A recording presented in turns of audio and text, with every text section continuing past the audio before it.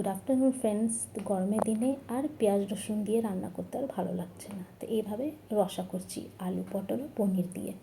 তো চলুন আমি কীভাবে করি আপনার দেখিয়ে দিচ্ছি। সামান্য একটু জিরে গুঁড়ো, ধনে গুঁড়ো, লঙ্কা গুঁড়ো, টমেটো, আদা বাটা দিয়ে করছি।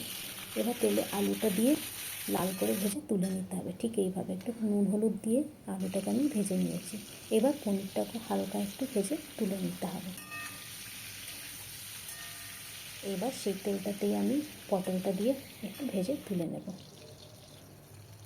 পটল ভাজার সময় একটু সামান্য নুন হলুদ দেবেন, তাহলে কী হবে, পটলটা একটু নরম হয়ে যায়। ঠিক এইভাবে পটলটা ভেজে নিচ্ছি। সেই তেলটাতে আমি কালো জিরা, শুকনো লঙ্কা, তেজপাতা ফোড়ন দিলাম। এবার মশলাটা আমি ভিজে রেখেছিলাম, সেই মশলাটা আমি দিয়ে দিলাম। সামান্য একটু আদা বাটা আছে এর মধ্যে, টমেটো বাটাও আছে।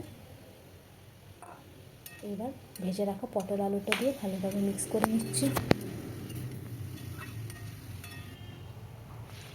এবার গরম জল দিয়ে দিলাম আর ভেজে রাখা পনিরটাও দিয়ে দেব।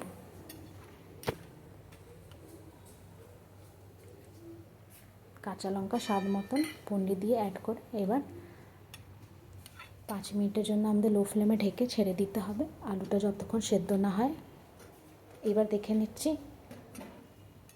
আলু পটল ও পনিরে এই রসাটা একেবারে রেডি আছে খাওয়ার জন্য। গরমের দিনে পেঁয়াজ রসুন ছাড়া এইভাবে আলু পটল পনির দিয়ে রসা করে খান, খেতে দারুণ লাগে। নামানোর সময় একটু ধনেপাতা দেবেন, বেশ ভালো গন্ধ ওঠে ধনেপাতা দিলে। তো আজকে দুপুরে আমাদের এইভাবেই নিরামিষ লাঞ্চটা করলাম।